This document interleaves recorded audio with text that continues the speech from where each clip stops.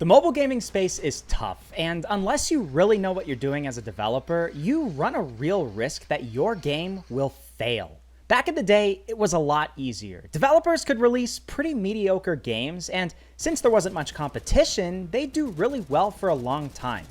Nowadays, you have games like Arena Breakout, Delta Force, Farlight 84's brand new update, and the upcoming NZ Mobile by Tencent to look at as benchmarks for what makes a good mobile game. Today, we're going to be talking about 10 mobile games that promised so much, had so much potential, and then completely died faster than your phone did when you played Warzone Mobile right after global launch.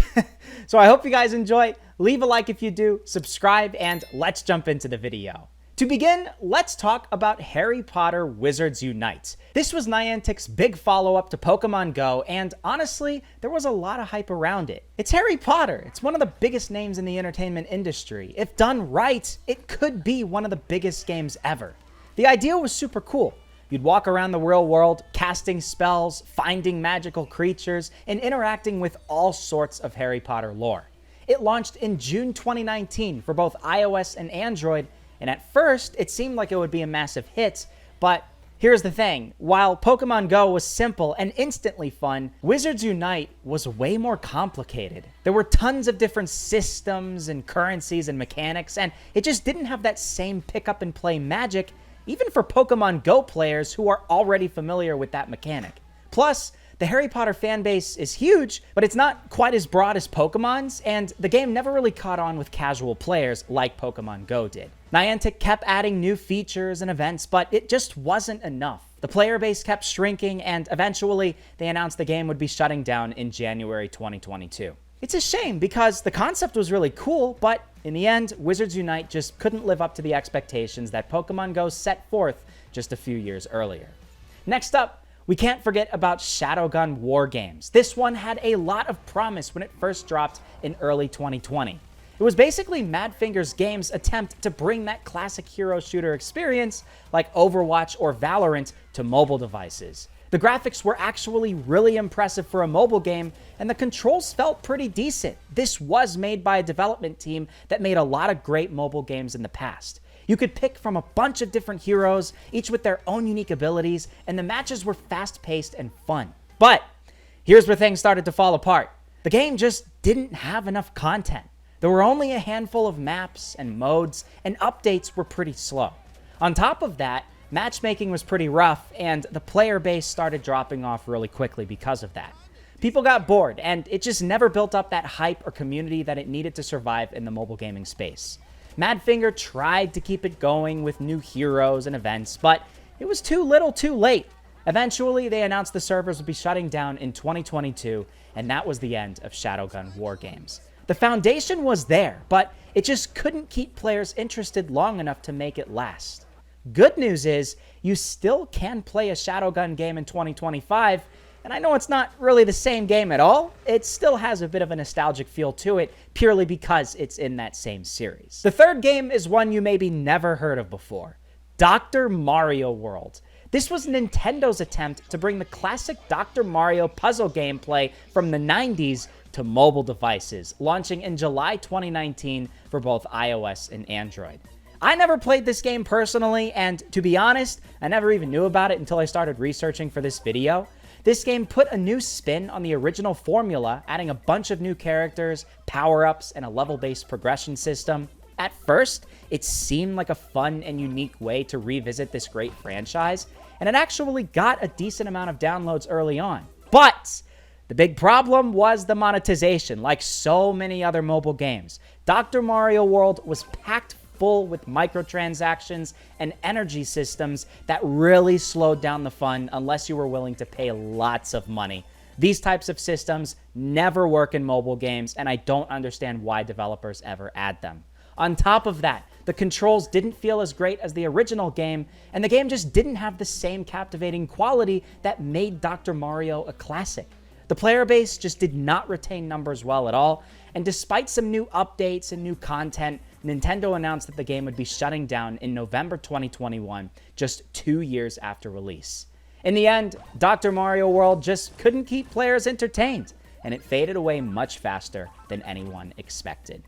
This next game is one everyone saw coming though, Warzone Mobile. Oh, how I wish this game was so much more, guys. This was Activision's ambitious attempt to bring the full Call of Duty Warzone experience to mobile devices, and there was a lot of excitement when it finally launched globally in March 2024.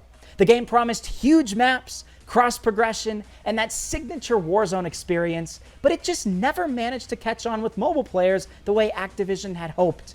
From the start, Warzone Mobile struggled with technical issues like lag, crashes, and poor optimization, even on the highest-end Android gaming phones. The controls felt clunky, and everybody said the game was worse compared to Call of Duty Mobile, which already had a massive loyal player base and was like 5 years older than Warzone Mobile. Despite several updates, the player count kept dropping, and Activision officially announced in May 2025 that Warzone Mobile would be delisted from app stores and all in-game purchases would be disabled. As of May 18th of this year, you can't download the game anymore, and no new content or updates are coming. If you have it already installed, you still can play it for now, but it's clear that the game is not going to be around for that much longer. The game will unfortunately be remembered as one of the biggest mobile gaming fails of all time. The fifth game on this list is Modern Combat Versus. Maybe a bit surprising for you guys. This was Gameloft's big push to modernize their long-running Modern Combat series, aiming to bring a fast-paced, hero-based shooter to mobile when it launched globally in late 2017. The game looked great for its time, with excellent graphics and a roster of unique agents, each with their own abilities, clearly inspired by games like Overwatch. At first, it seemed like it could be a real contender in the mobile FPS space, but things went downhill pretty quickly. The game suffered from a lack of good updates, balance issues, and a matchmaking system that frustrated a lot of players.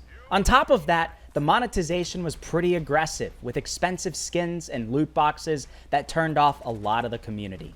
As the player base shrank, wait times got longer and matches became less competitive. Gameloft eventually stopped supporting the game, and while the servers stayed up for a little while longer, like at least a couple of years longer, Modern Combat Versus faded away until nobody remembered it anymore. I mean, honestly, when was the last time you even heard about this game? It's probably been years. It's a classic case of a game that has a lot of potential, but it just couldn't keep up with the competition or maintain a healthy, engaged community. I still think the Modern Combat series could do well in 2025 if they made a game like Modern Combat 4 or Modern Combat 5 again, but I don't think that'll ever happen. I think Gameloft has moved on.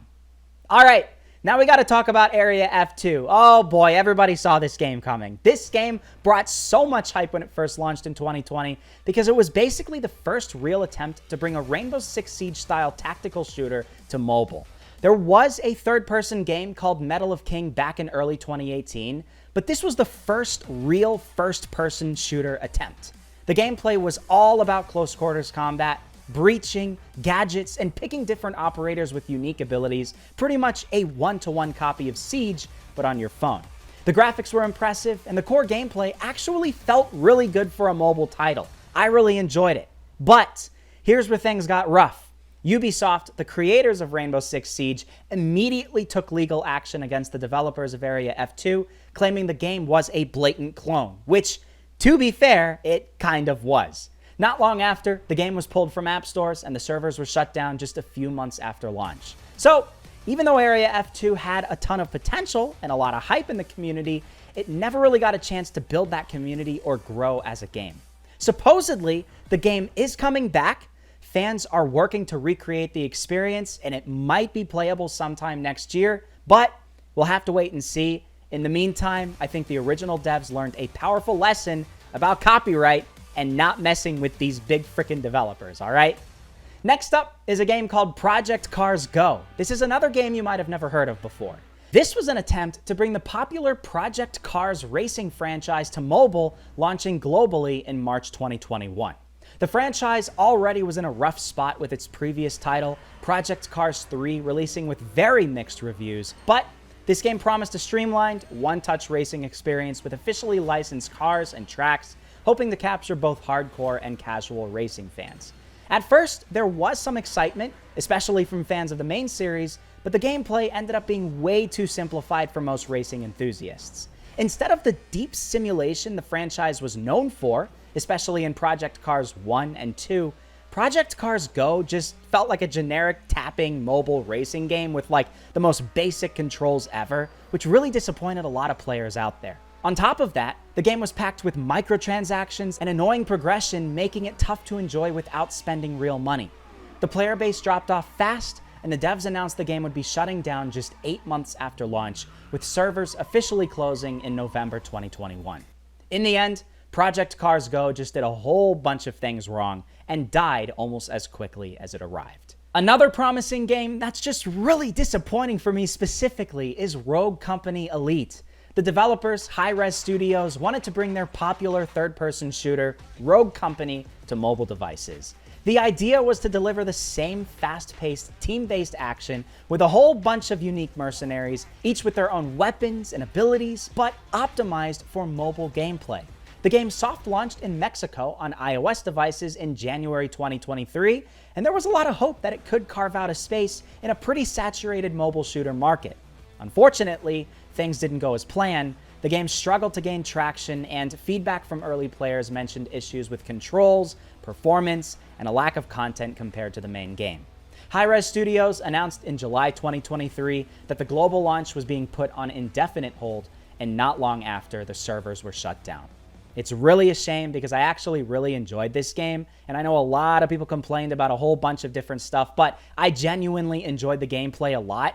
It was like the perfect fast-paced arcadey shooting game, and I played it a ton off camera. In the end, Rogue Company Elite never made it past its soft launch, and despite its potential, it faded away before it ever really got started.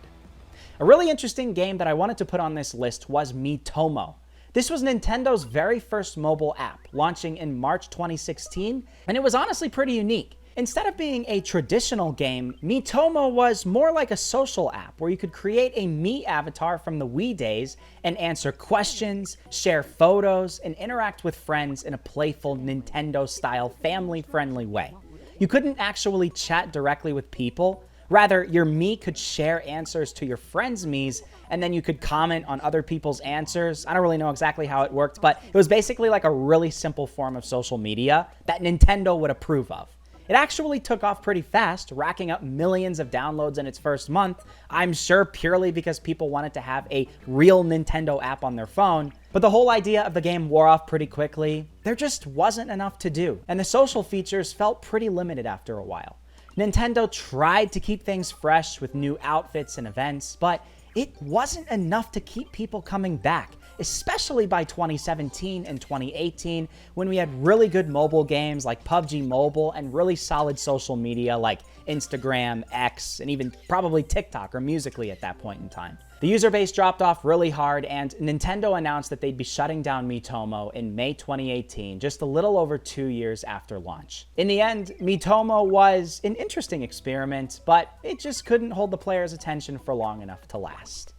Finally, the last game on this list is FireFront Mobile. This is an indie project from the same developers who made Bullet Force and Forward Assault that set out to bring a large-scale vehicle-focused shooter to mobile, inspired by games like Battlefield.